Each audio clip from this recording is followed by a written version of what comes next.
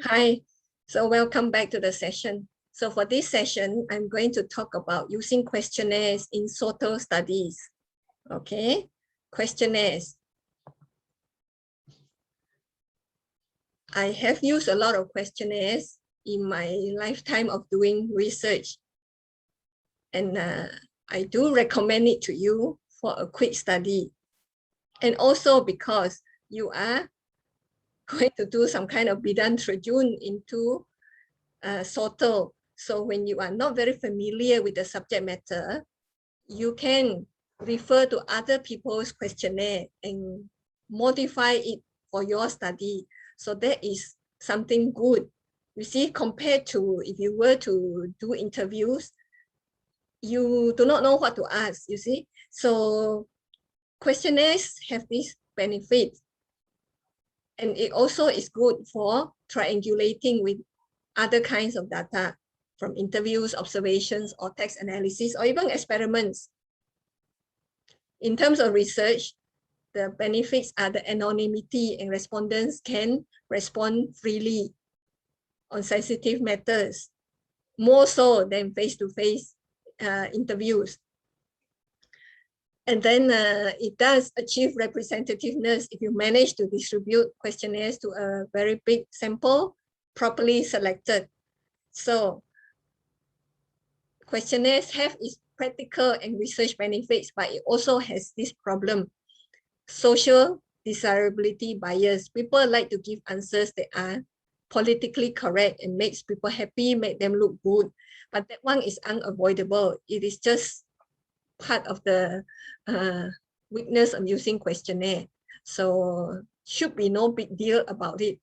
Very hard for you to overcome it, but I will teach you ways to word the items so that you do not fish for certain kind of answers, and that will reduce this bias. Questionnaire is an instrument. We say instrument, yes, because it measures certain variables. Motivation, well, yeah, questionnaire can measure the level of motivation of people, so that's why it's an instrument. And an instrument must be good. When we just say good, it means valid and reliable. Valid means your questionnaire measures what it is supposed to measure. If it wants to measure motivation, then it better measure motivation and does not go into attitudes. Okay. And it's also valid because you refer to good sources for your questionnaire. If you borrow from your student, that one is not good questionnaire, like very likely not good. If you borrow from an established researcher in the field and who has validated the questionnaire, you can be confident it has validity and can study what it is supposed to study. Reliable, it is consistent. Okay, so I will teach you certain techniques about wording it. Hopefully, then it will elicit similar kinds of answers every time people fill in that questionnaire. You see, if I give you a questionnaire now, I give it to you tomorrow, a week later, and first today you disagree, but tomorrow and a week later you strongly agree. I think there should be something wrong with my wording, that your views can change so much, you know. If you are still sitting on the same side of the fence from strongly agree to agree, that's okay. That's okay. Questionnaire is an instrument that for collecting data for various kinds of research designs, and usually collects quantitative data. Why do I say quantitative? Well, you already asked them to respond to strongly agree to disagree, or you ask them to respond to not confident to very confident, and there are numbers 1, 2, 3, 4, 5, 6, 7. So you already quantified the data. They are not free to tell you what they feel or experience about that topic. So that's why it's called quantitative data. And later it is also reported in frequencies, in percentages, and average. So that means we are only interested in the group patterns. Certain outliers or people who are different, we are not so interested. This is the not the problem, but this is just a characteristic of analyzing quantitative data. Types of research. Just now I mentioned that research designs, very likely you may try experimental research design, you may try correlational design, or you may try descriptive research. I am not sure whether you will try exploratory research. Okay. Here I have the justification for choosing a particular research design.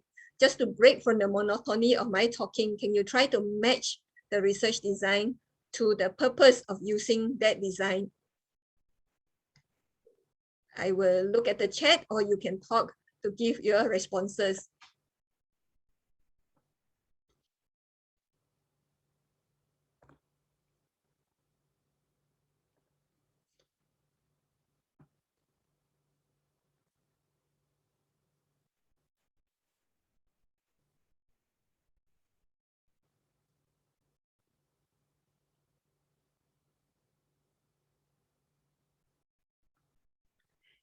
A, experimental. No. D, experimental. Yes, because only experiment allow you to talk about the cause and the effect. C, correlation. Yes, because you don't see cause and effect, but you only see a relationship. Now, this is the major difference between experimental and correlational.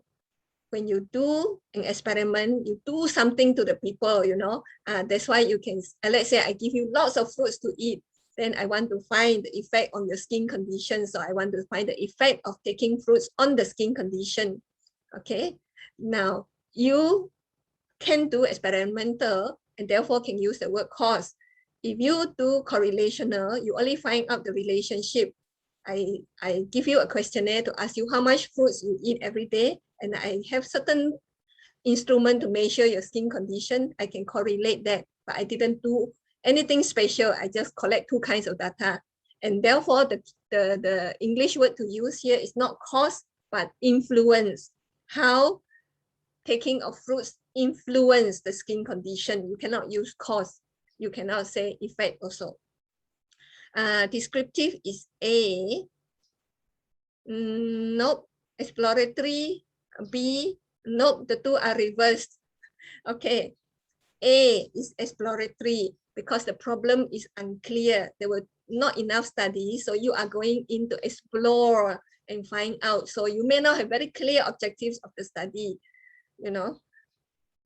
B is descriptive because you want to describe the characteristics, not necessarily in words. You can do questionnaires and you describe the characteristics of the people. I have given questionnaires to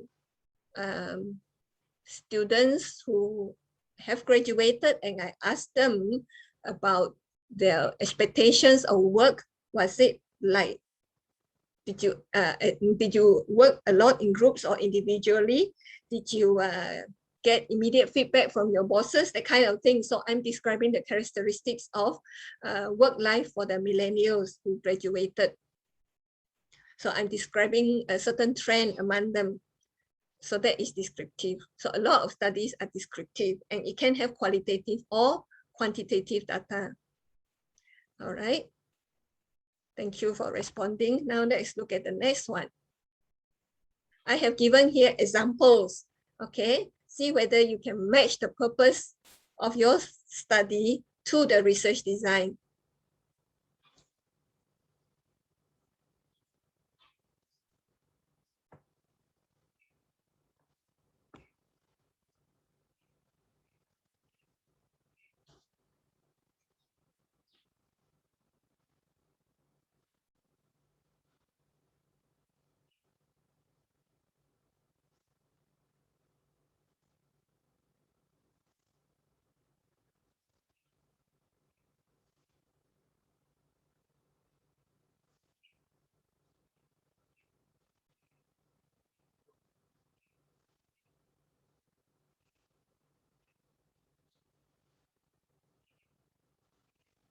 Descriptive, B. Experimental, A. Yes, experimental is A. The study examined the effect of quizzes on student attendance. Correlational, C. Yes, the study examined the influence of lecture attendance on student grades. The word influence, because we do not arrange students into two groups. One group always attend lecture, one group contain a lot and then find out their grades. So it's the natural situation. We can only correlate them and talk about influence. Good. More?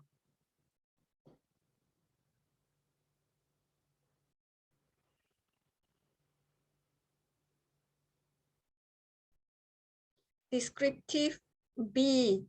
Okay. Mel and Cindy. B is very exploratory. Exploratory is, yeah, the B is actually exploratory. The study examining what students do when attending online lectures is very broad. We don't know what they do. So it's very broad. Unfocused is exploratory study. The descriptive study is actually D. The study examining student satisfaction in the interactive classroom, because the student satisfaction has certain focus there to this variable. Okay. All right.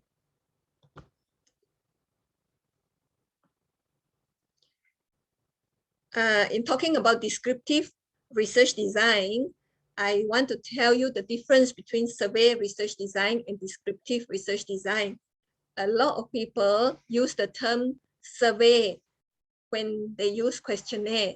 Actually, when you use questionnaire, it doesn't automatically make it a survey. You can use questionnaire in descriptive studies. You can use it in correlational studies. You can even use it in experimental studies. So just because a questionnaire is used does not make it a survey. Okay. When we do a survey, you are studying the whole population. So that's why I put a map of Malaysia there to make a visual impact on you when you use the word survey.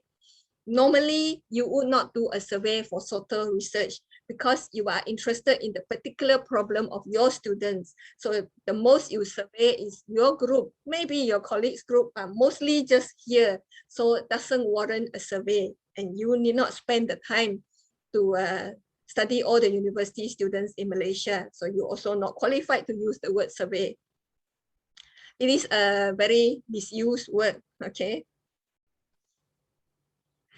Now, SOTA research is applied research because it starts from a practical problem you saw in the your own class among your group of students. So the purpose of it is to solve that practical problem. So when you write the significance of the study, you can go for the practical significance of it. And when you reach the conclusion, you can talk about how your findings will help to solve that problem in that kind of teaching learning situation. You do not have to go for a gap of knowledge. That would be theoretical significance. Now, having said that, if you wish to publish, it is good to have a theoretical significance because it is good to argue that other people have investigated the same problem, found certain answers to it, but when the students have different characteristics, you know, those answers may not be applicable and therefore still warrant certain study. Why a theoretical significance if you wish to publish? Well, see it like this. If your problem is only in your class of 30 or 120, why would others want to know? They would want to know if your problem is a little bit more common that, hey, my students are also like that. So I want to know the answer. So it has to be presented as something that is a little bit more universal, not just something affecting you. The term used is very parochial. So if it is just yourself, you cannot attract the interest. Editors may not want to publish it. So you have to present it in a way that looks applicable to others. Afterwards, at the end, I will show you a paper like that. All right, validity, I have explained just now. When you do a questionnaire, it is good to refer to established researchers' questionnaires because it's probably based on theory. They've probably done their validation. Now, here I want to talk about careful use of the term. If you modify a questionnaire, you call it adapted from so and so. But if you just use it as it is, no change, you say adopted from so and so. Like anak angkat, you don't say I want the year to be smaller. You know, you take it 100%. So that is adopt. Yeah, there is only one letter difference, but people use it wrongly and say adapt and adopt. Kalau you sudah adapt, then you drop the word adopt lah because you already made changes. Okay. Now here I give an example of satisfaction because just now I gave you an example. The study examine the satisfaction of students in an interactive class. So this is a satisfaction measure from Asting 1993. It has 6 sections, so it has 6 variables to be studied under satisfaction. Satisfaction with the total experience, with the lecturers, with the curriculum, with the student life, with support services, and with the facility. So encompass a lot of things under that satisfaction. I always advocate that you base your questionnaire on a theory. So if you do that, for me, I will create a section called Theoretical Framework of the Study that is before the method where I explain the theory. And if need be, you define the terms you use because motivation to this researcher means that motivation to another researcher means something else. Like satisfaction to Asting 1999 has the 6 elements. To somebody else, satisfaction has maybe 3 components of slightly different aspects. So it needs to be operationally defined. And if you did not use anybody's questionnaire and you create it on your own, it's okay. Then, if possible, try to follow a theory rather than sit down and just write it. Okay.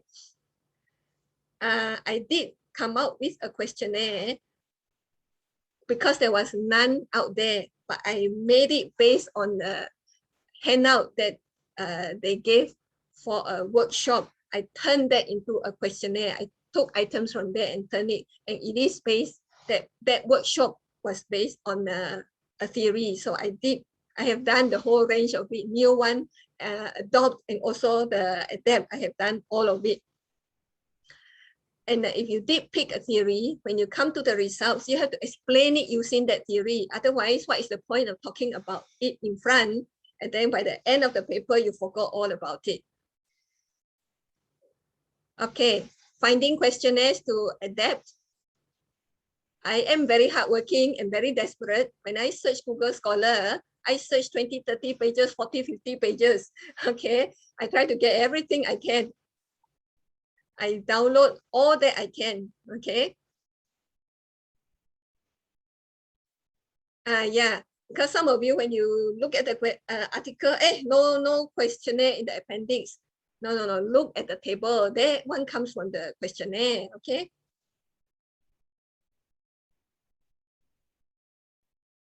And you don't have to just follow one paper. You can combine questionnaires like satisfaction, guaranteed. If you search it, there will be so many.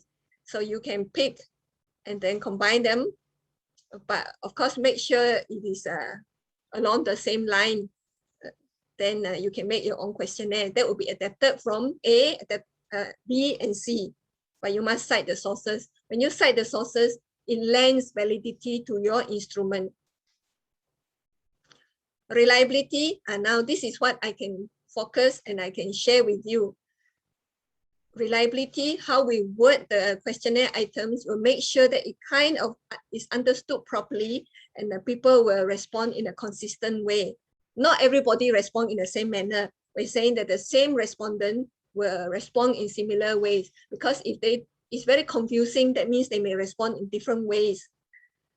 Okay, 6 rules that I will share with you. Number 1, do you have too many or too few questions? You look at the constructs. What do you need to measure? Okay, like just now, the satisfaction has 6 constructs. I think it should have quite a number of items. For me, I am guilty of very long questionnaires because I want to study so many things.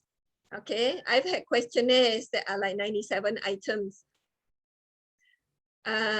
This is hard because they may after a while they just simply answer da da da da da da da da da. You know, you get the one-liner, or they just don't return the questionnaire to you, too bored with it.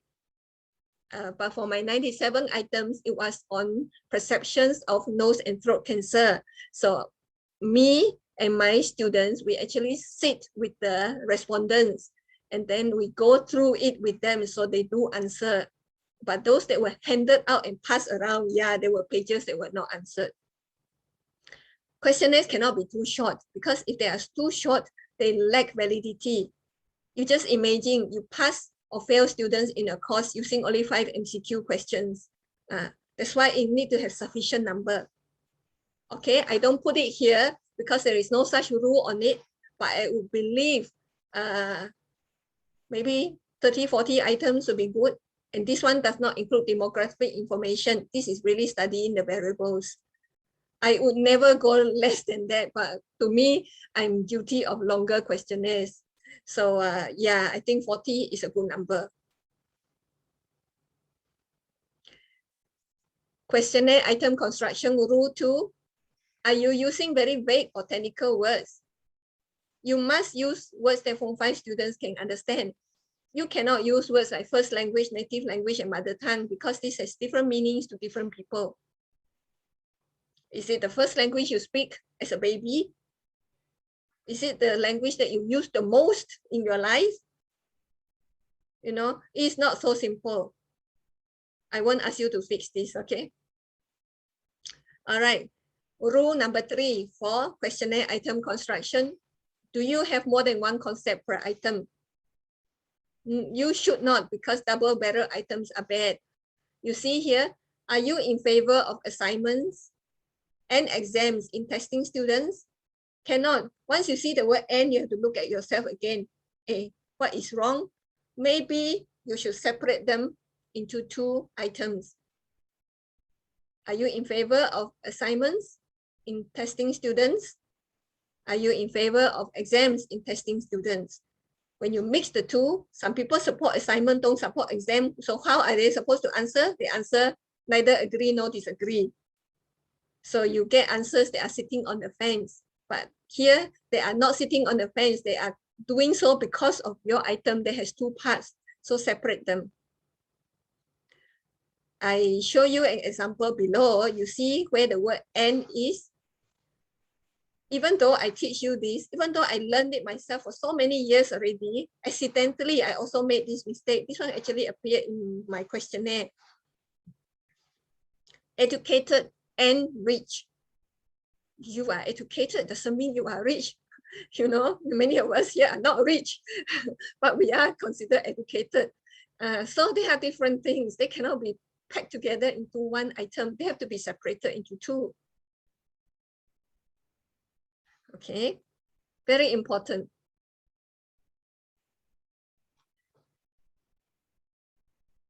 Questionnaire item construction number 4, rule 4. Are you using neutral words? Do not use words that are prejudiced or lead respondents to certain answers. If you ask students, do you have difficulty staying awake in class? They feel very insulted. They will say, no difficulty. Better you ask it in the positive way about paying attention.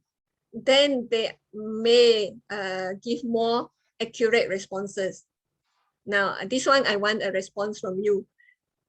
Which is neutral? A, correction, B, corrective action, and C, punishment. Looks like B. Corrective action is neutral. It's the best one to use. Yes, thank you. Punishment is the worst one to use, although can have the same meaning as correction, because correction is still more global, touch on a bigger area, but corrective action is just that action. Yes. So put neutral words. Otherwise, people respond to it using the emotion, but not actually responding to the content of the item. Excuse me, Dr. Ting, can I ask a question? Oh, yes, please. Yeah, can you go to the previous slide? Oh, Just previous now. slide. Okay. Yeah. This one. Yes. Since this question, this item, do you have difficulty staying awake in class is not suitable because of difficulty? Do you have a suggestion on how to make it neutral? Or can I ask Ken, can you stay awake in class? Yeah. I was thinking maybe how much can you pay attention in class? Something along paying attention. Mm-hmm. And then they say, then you ask them to strongly agree or disagree to it. Don't focus on the staying awake, because the staying awake here suggests falling asleep. I see. Go for paying attention. It will be more neutral. Okay, got it. Thank you. Yeah. Just now there was another question in the chat. If we just take a subsection of a few different questionnaire, yes, you adapt. So you announce section B comes from who, section C comes from who. Your overall one is adapted from those people. But yeah, because it is not somebody's one, lock, stock, and barrel. Okay, I have a new message in the chat. Okay, understood. All right. Okay, let's see. Questionnaire item construction rule 5. Do you have negative wording? Don't. Never have double negatives. It guarantees inconsistent responses. Okay, I share with you in my nose and throat cancer questionnaire, 97 items. 3 items have negative wording, and all the 3 have very bad reliability scores. Okay, somehow it twists people's mind to understand something, and that creates a confusion. Okay, here, which is better? Which of the following services do you not use? Which of the following services do you use? B. B. Yeah, it's B. You know, maybe the researcher wanted to have a shortcut, you know, you want to say these services are no use, you know. So you ask which of the following services do you not use? But you can ask A, and then those that are not ticked, then you take it as the answer for what you want to know. So it's a little bit more data analysis on your part, but definitely B is better. I've got another one. How do you fix this one? I think style A of writing is less straightforward than style B of writing. Do you agree or strong disagree? You know, give them the Likert scale. But how do you fix this item?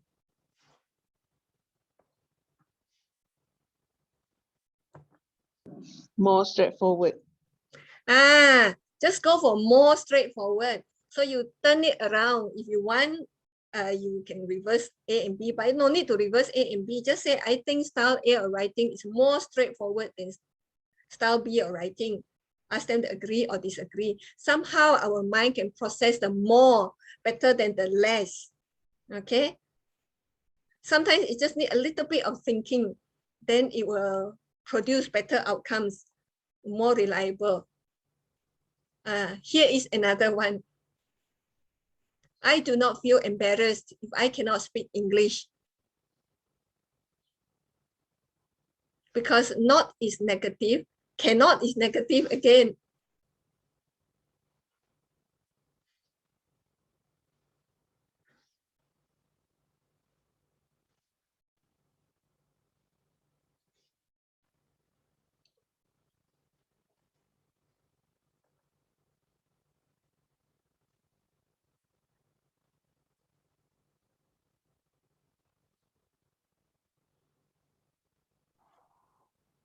I don't feel embarrassed if I can speak English.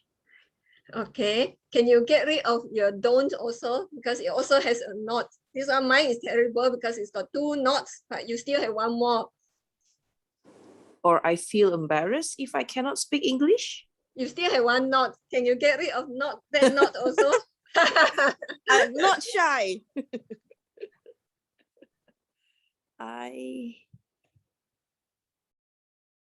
Like what if we say I feel embarrassed if I have low English proficiency?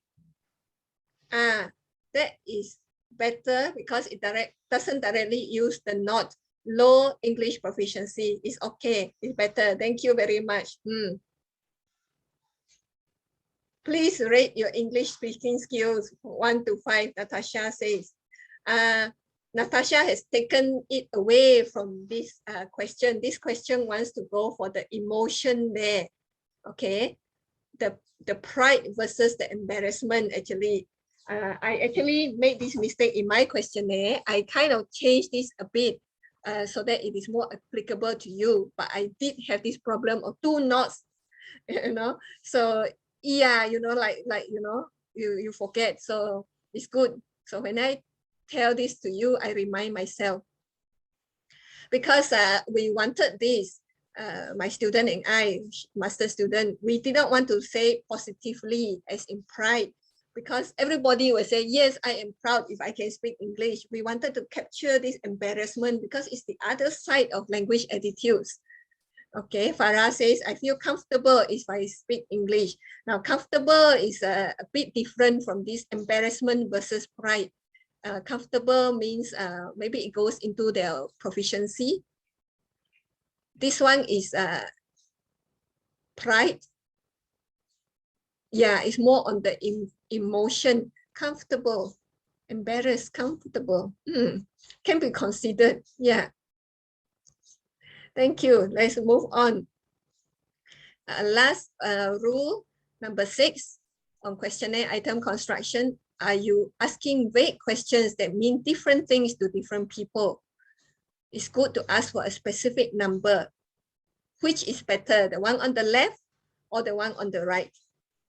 How often do you, yeah, the one on the right. How often do you read journal papers? Never, sometimes, often, always. Not good. Never to you, often to you, maybe different from what it is to me. How often do you read journal papers? At least once a week, at least once in 2 weeks. This one is so quantified, you cannot be interpreting it differently. Now, the one on the left, I actually had it something like this for my PhD questionnaire. You know, people think the PhD is the ultimate in the life, but we continue to learn after that. And one of the things I learned is to do questionnaires, items like the one on the right. Well, that time, the samples I referred to were like those on the left. Maybe there is a movement towards those on the right, a little bit more quantified and specific. So we continue to learn after the highest degree. Okay. Last bits on ethics. Important for questionnaires to have a cover letter in front. Doesn't have to be very long because Malaysians don't like to read very long text, but it must explain the study and ask for the cooperation. There must be some form of consent form that I agree to participate in the study. And definitely no typos because it gives a bad image. Just a bit of sharing on the UNIMAS context. Now we have an ethics committee for the arts. That means if you have questionnaires and you want to get an ethics approval, you can submit it to UNIMAS publisher. Dr. Sharon Chuk is in charge. She will call for the meeting. It will be chaired by Prof. Leila. You have to give it time. It can be 3 to 4 months or more before they call a meeting. But at least there is a committee, and you know that certain journals require you to state that you have sought ethics clearance. Okay, final word on questionnaire. A good instrument helps you to get good data, so make the questionnaires well. Refer to enough sources to form your questionnaire. After that, when you do your Google form, all the results come back in the Excel sheet. It is so easy to process. Now, when you analyze it, you need to report it well. Otherwise, people do not see the hard work you have put in and the thinking you have put in. Now, after that, you need to connect it to other people's findings because your research is done in that field. We want to be able to share with other people. People need to know how different your findings are from those other related findings. Similar, different? If similar, what is similar, is different, what is different and why. You know, when it's different, people want to know why. That's when we need to go back to the student, we need to go back to the instrument and so on. So from that, you can share your findings and it makes meaning to other people. Just reporting the results alone, not very useful if you do not do a discussion on it, because it is like sitting in a vacuum. Okay, I will share with you a paper that uses questionnaire. Okay. Hi, Dr. Ting. Can Yeah. you share the slides after the lecture? Oh, yes. Actually, it's already in eLib, just that I hide it. Okay, but okay. Because I made certain changes, I will upload it. Okay. Thank you. See this paper written by Prof. Edmund Sim. Okay, my husband, later he will give you the talk in the afternoon. He's from FSTS. He produced a title that doesn't look as if it is total research, because he wanted this to be attractive to the readership of the journals. So he called it Perception of Research Culture Among Undergrad Students in a Malaysian Public University. He was teaching a so-called research method course. In FSTS, you call it scientific communication. So you see this title here. I'm going to skip and go down to the questionnaire results. Oh, this one is to be moved like this. I will show you the purpose of the study. Of course, the purpose of the study follows the title, research culture. The participants were from FSTS, 56 of them, in a scientific communication course in 2015. He calls it survey, cannot blame him lah. He's not from the arts, doesn't know. He didn't do survey of the whole country. Okay. The items are described, and what I want to show you, I will go straight to the, you see the data analysis is written quite a bit. I go to the tables because once you see the table, you know. The first questionnaire, I have good idea of what scientific research means when attending this course. I already know how to write scientific report and thesis, already know how to present research data. Okay. I never heard of scientific research before coming to this university. Okay, now you see the next one. Second questionnaire, before attending this course, I already know the meaning of refereed and non-refereed journals. And it goes down. Let's say the last one, I often check out the Google Scholar citation records of the lecturers who have taught me before. You see, this is given to students in the scientific communication. He taught them about some of these things that are in the items. Okay, so he only did yes, no. Actually, the reviewer said yes, no is not so good. But like I said, you know, you ask science lecturers to do SOTA research, they have certain weaknesses. But it was published anyway in this Thailand refereed journal. It's better for you to do strongly agree to disagree. There is a little bit more complexity in the data. So you can do this study, okay? Those who are not from the education or from the arts, you can do, all right? So I can stop sharing now. And